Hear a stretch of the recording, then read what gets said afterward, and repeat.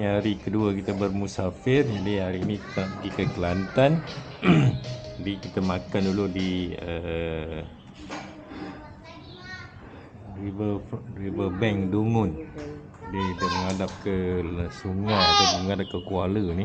Tadi jambatan. Kita nak makan dulu. Okay, beginilah suasana di Dungun ini. Di jambatan di Dungun ni ada bot. Mereka nak tolak, tak tahu nak pergi mana ni. Jadi mungkin ada pakej diorang untuk snorkeling ke atau pergi ke pulau-pulau berhampiran ya. Jom kita teruskan perjalanan menuju ke Kota Baru. Jom.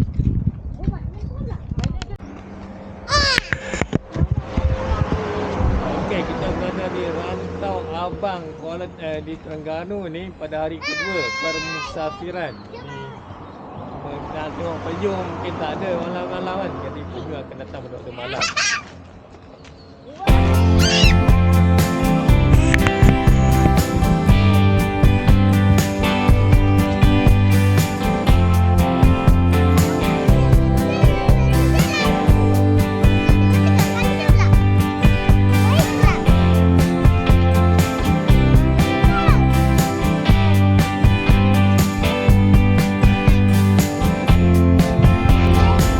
Teruskan lagi perjalanan menuju ke Kuala Terengganu yang dipandu oleh orang rumah kerana keletihan memandu seharian semalam. Cuaca dalam sehari dua ni cukup baik dan cukup terang dan juga panas. Jadi ini telah menyebabkan perjalanan kami ini dipermudahkan dan dapat melihat suasana di sekitar Terengganu dengan keadaan yang terang dan nyata. Indahnya di suasana dalam kereta pun anak-anak pun terlihat diam. Inilah keadaannya mereka bermain sepanjang perjalanan menuju ke Kuala Terengganu. Jadi sekarang ini kita nak singgah ke rumah sahabat kita yang terletak di kampung di daerah Marang ni. Tempat ni first time yang kami pergi dan kami sedang mencari suasana di sini juga berlatar belakang suasana kampung atau kampung Melayu yang cukup indah. Ianya memberi gambaran bahawa di Terengganu ni sebuah negeri yang dipenuhi dengan fauna dan fauna yang cukup indah untuk kita nikmati bersama-sama di sini.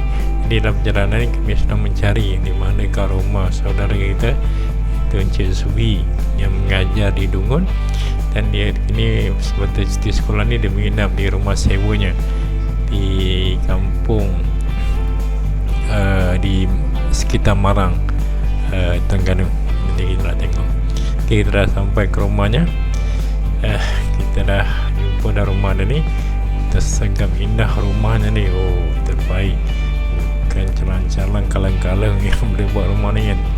Jadi inilah suasana rumahnya. Sekitar ni semua adalah jiran-jiran dia dan terdiri daripada saudara mara sebelah isterinya.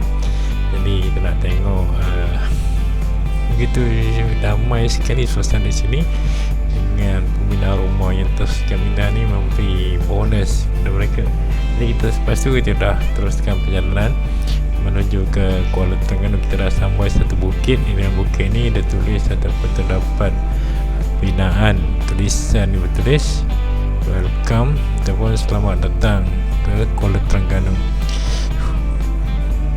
Sebelum bagi dari Terengganu kita singgah di Permin Jaya dahulu, di mana saya pernah duduk di sini semasa bujang lalu ketika bertugas di hospital Terengganu. Jadi kita sampai di sini, kita nak tengok ataupun nak ziarah jiran kita. Okay, saya bersama dengan abang saya ni. Abang saya ni bukan jiran saya dulu. Di zaman saya bujang first sekali bekerja di sini, dan juga bersama dengan Kak Ma ni, isteri dia, banyak membantu kami terutama di tempat kerja dan juga duduk berjiran ni. Saya tak ada mak bapak masa tu, jauh sangat kan. Mereka ni lah mak bapak saya, berganti pada ketika itu. Alah, hari ni selepas 20 tahun lebih jumpa semula. Alhamdulillah, rezeki Allah kata dah bertemu juga hari ni. Selepas kita berjumpa dengan masa itu jiran lama sekali dulu, kita teruskan perjalanan ke Taman Tamadun Islam di Kuala Terengganu ni. Ni first time saya datang ke Taman Tamadun Islam ni kan. Macam manalah keadaan di taman tersebut yang digambarkan yang ada masjid kristal dan juga bangunan-bangunan ikonik Islamik yang ada di seluruh dunia telah dibina di sini dalam bentuk separa ataupun dalam bentuk tiruan. Di nampak tu, itu adalah menara Masjidil Aqsa, warna kuning, begitu cantik. Tapi malangnya tempat ini seolah-olahnya terbiar dan banyak manusia ataupun monumen-monumen ataupun bangunan-bangunan yang dibiarkan usang begitu saja. Di tu depan tu adalah masjid Kristen. Jadi kami dah sampai di sini, anak-anak pun seronok gembira dapat jalan di sini, dan juga dapat melihat laut ataupun sungai, muara sungai yang mana letaknya masjid Kristen yang juga sekarang ni dalam pembinaan atau renovation. Banyak kerosakan-kerosakan yang ada yang mereka sedang perbaiki. Diharapkan pihak kerajaan, terutama Kerajaan Terengganu, dapat menjaga masjid ni dengan sebaiknya, kerana apa, ia merupakan satu tarikan pelancong untuk orang datang ke Terengganu, dan ianya sesungguhnya indah yang terletak di muara sungai ini, jadikan keadaan situ cukup mendamaikan dan juga cukup memberi kelebihan kepada Terengganu dalam industri pelancongan, insyaAllah. Tadi tak ada orang, sekarang ada orang.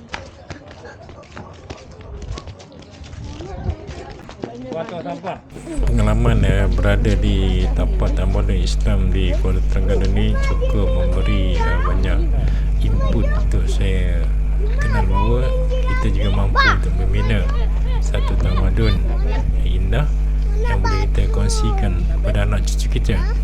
Memang orang-orang kita mampu untuk lakukan semua ini. Jadi kita nak teruskan perjalanan lagi. Kita singgah dulu di tepi Pasar Payang ni. Kita dapat tembok ataupun benteng di sini. Kita boleh duduk, kita melihat tu jambatan ikonik Kuala Terengganu. Itu satu jambatan yang menjadi wujud tanda terbaru bagi Kuala Terengganu. Jadi kita dapat sebelum tu kita bergambar dulu di medan Payang ni, di mana ramai orang luar datang sini letakkan gambar. Kami juga tidak melepaskan penonton. Jadi kita dah meneruskan perjalanan.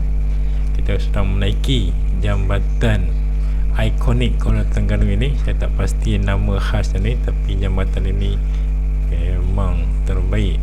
Jadi ianya seperti kita berada di Putrajaya juga kan penuh dengan jambatan-jambatan yang indah. Jadi inilah jambatan terbaru di Kuala Terengganu yang menjadi satu bangunan ikonik di atas sungai di Terengganu ini. Jadi kita singgah, lepas tu kita singgah di Pantai Penari. Kita nak makan sotong celup tepung dan juga berbagai jenis menu yang special di sini. Semuanya adalah dalam bentuk menu-menu orang Terengganu, dan juga kita dapat singgah sebentar di tepi Pantai Penari ini untuk kita melihat suasana pantai yang cukup panjang dan cukup indah ini. Pantai Penari di sini sebenarnya tidak boleh mandi kerana air rombak cukup kuat pada ketika ini. Di suasana itu memang tidak sesuai lah untuk kita mandi. Cuma kita boleh bermain di tepi gigi air saja untuk kita dapat sedikit rasa suasana mandi pantai di Terengganu.